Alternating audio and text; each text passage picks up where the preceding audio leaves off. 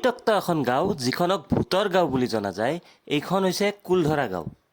যাৰ বাবে ইয়াত কোনেও থাকিব নোৱাৰে হৈছে হণ্টেড ভিলেজ এই স্থানত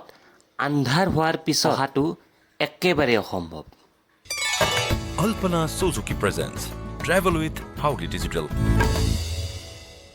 মই আজি উপস্থিত আছোঁ ৰাজস্থানৰ এখন বিৰান গাঁও এখন পৰিত্যক্ত এখন গাঁও যিখনক ভূতৰ গাঁও বুলি জনা যায় এইখন হৈছে কুলধৰা গাঁও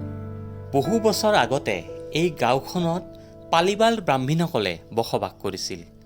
আৰু কোৱা হয় সেলিম সিং নামৰ এজন সেনাপতিয়ে এই গাঁওখনৰ ব্ৰাহ্মণ ছোৱালী এগৰাকীক বিয়া কৰাব খুজিছিল কিন্তু গাঁৱৰ সকলো ৰাইজে সেলিম সিঙক এই ব্ৰাহ্মণ ছোৱালীজনীক গতাই দিব খোজা নাছিল আৰু সেলিম সিঙে এই গাঁওবাসীক বিভিন্ন ধৰণে অত্যাচাৰ কৰিছিল ফলত এদিন এই গোটেই গাঁওবাসীয়ে সিদ্ধান্ত ল'লে আৰু ৰাতিৰ ভিতৰতে এই সকলো গাঁৱৰ মানুহখিনিয়ে ক'ৰবালৈ গুচি যায় আৰু সেই লোকসকলে অভিশাপ দি যায় যে এই গাঁওখনত কেতিয়াও কোনেও বসবাস কৰিব নোৱাৰিব গাঁওবাসীৰ এই অভিশাপ আজিও যেন সত্য প্ৰমাণ হৈছে কাৰণ এই গাঁওখনত বহু সময়ত বসবাস পুনৰ আৰম্ভ কৰিব খোজা হৈছিল যদিও এই গাঁওখনত কোনেও থাকিব পৰা নাই কাৰণ যিসকলে পুনৰ ইয়াত বসবাস কৰিব খুজিছিল সিহঁতৰ বিভিন্ন অপায় অমংগল দেখা গৈছিল সেইবাবে এই গাঁওখন এইদৰে পৰিত্যক্ত হৈয়ে ৰৈছে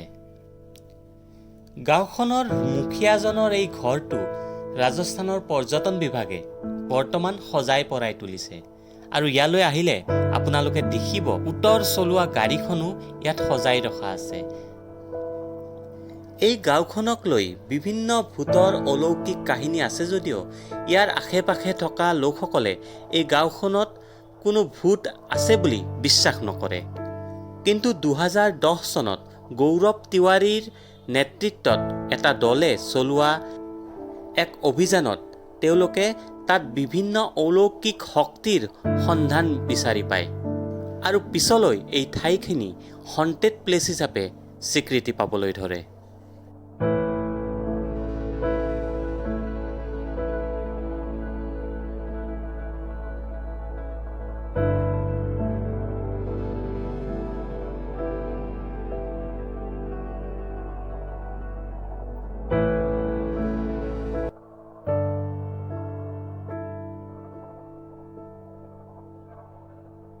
আৰু কুলধৰালৈ যোৱাৰ পথৰ কাষত আপোনালোকে দেখা পাব বহুতো উইণ্ড ফাৰ্ম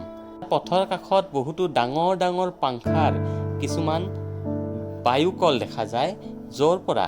বিদ্যুৎ শক্তি উৎপাদন কৰা হয়